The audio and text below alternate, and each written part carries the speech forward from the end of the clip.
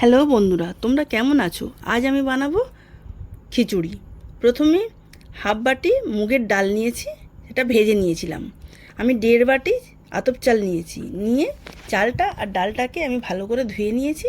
নিয়ে হাঁড়ির মধ্যে নিয়ে আমি পরিমাণ মতন জল দিয়ে দিলাম। দিয়ে আমি হাঁড়িটাকে পাশের গ্যাসে দিয়ে দিলাম ফোটার জন্য। কড়াইতে আমি তেল গরম করে নিয়েছি। আলু আর গাজরটাকে ভালোভাবে আমি নাড়তে থাকলাম। কিছুক্ষণ নাড়ার পরে আমি পরিমাণ মতন লবণ দিলাম, দিয়ে আরেকটু নেড়ে চেড়ে ভালো করে ভেজে নিলাম। ভেজে নিয়ে আমি আলু আর গাজরটাকে একটা পাত্রের মধ্যে তুলে নেব।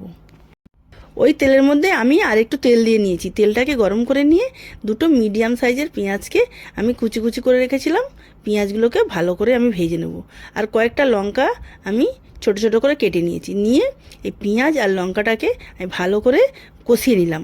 কষিয়ে নিয়ে 1 চামচ হলুদ গুঁড়ো, 1 চামচ লঙ্কা গুঁড়ো, 1 চামচ জিরে গুঁড়ো আর 1 চামচ আদা রসুন বাটা দিয়ে আমি ভালো করে মশলাটা কষিয়ে নেব। কষিয়ে আমি জারটা ধুয়ে অল্প করে একটু জল দিলাম, দিয়ে আবারও ভালো করে আমি মশলাটাকে ভালো করে কষিয়ে নিলাম। নিয়ে 1 চামচ লঙ্কা গুঁড়ো দিলাম, দিয়ে ভালো করে কষিয়ে নিয়ে আমি পরিমাণ মতন জল দিয়ে দিলাম। জল দেওয়ার পরে মশলাটাকে ভালো করে আমি নাড়াচাড়া করে নিলাম। নিয়ে আমি ভাতের হাঁড়িটা ট্রান্সফার করে নিয়ে আমি মশলাটা ওই হাঁড়ির মধ্যে দিয়ে দিলাম।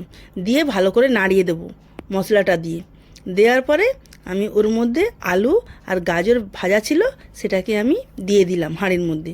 দিয়ে আবারও ভালো করে আমি নাড়াচাড়া করে নিলাম। নাড়াচাড়া করে নেওয়ার পরে আমি পরিমাণ মতন লবণ দিয়ে দিলাম খিচুড়ির মধ্যে। খিচুড়িটা হয়ে এসছে, আমি ধনিয়া পাতা আর গরম মশলা দিয়ে দিলাম। আর 1 চামচ ঘি দিয়ে আমি খিচুড়িটাকে ভালো করে নাড়াচাড়া করে আমি ঢাকা দিয়ে 5 মিনিটের জন্য রেস্টে রেখে দিলাম। খিচুড়ি তৈরি।